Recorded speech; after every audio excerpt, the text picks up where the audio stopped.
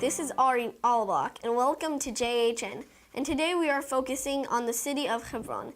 Here is live footage of Avraham buying the cave of Machpelah from Ephron. My name is Avram, and my wife just passed away, and I want to bury my wife in this cave. I Ephron own that cave. How much is it? It is free. Really? No, I'm just kidding.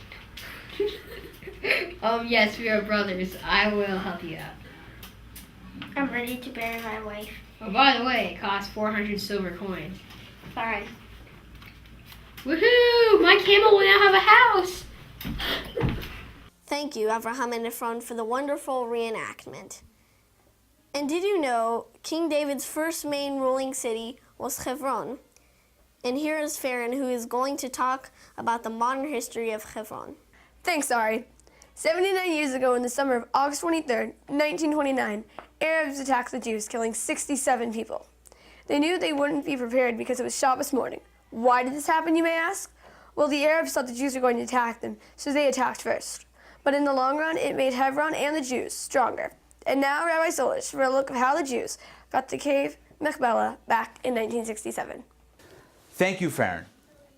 And here's the story about how Chevron and the cave of Machpelah were returned to Jewish hands in 1967. In the middle of the 1967 Six-Day War, the Israelis had just captured Jerusalem and the Western Wall. Rabbi Shlomo Goren, chief rabbi of the Israeli Defense Forces, joined the troops stationed at the edge of Chevron. There he spent the night, but when he awoke the next morning, the troops were gone. He and his driver drove into the city, but there were no Israeli troops.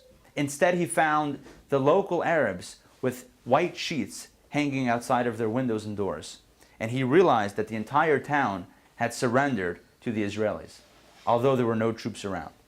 Approaching the cave of Machpelah, he wanted to be the first Jew in over 800 years to enter the cave, but he found the cave locked. He pulled out his Uzi submachine gun and he blew open the door.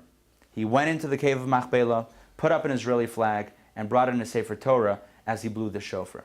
And this is how the first Jew in over 800 years entered the cave of Machpelah in 1967 without firing a hostile shot. And now, back to the studio and Ari Albalak. Thank you for your exciting presentation. And now for a look at modern life in Chevron, we go to Adam David. As Rabbi Solish just said, in 1967, Hebron was returned to Jewish hands. Since then, the community has been growing. In Hebron, there are several tourist attractions, including the Cave of Machpelah and King David's Pool. The Avram Avinu Synagogue was built over 500 years ago by Spanish Jews. In 1929, it was destroyed by Arab rioting, and it was rebuilt. It is now one of the more popular tourist attractions in Israel. And now back to the studio with Ari. Thank you for joining us on the Jewish History Network. And please join us next time for another edition on JHN. Thank you. Action! Action! Action! ארץ, ארץ, ארץ, ארץ חול אין אב, והשמש לה כדבש וחלב. ארץ בה נולדנו, ארץ בה נחיה ונשב, בה יהיה מה שיהיה. ארץ שנאהב, היא לנו אין בה, ארץ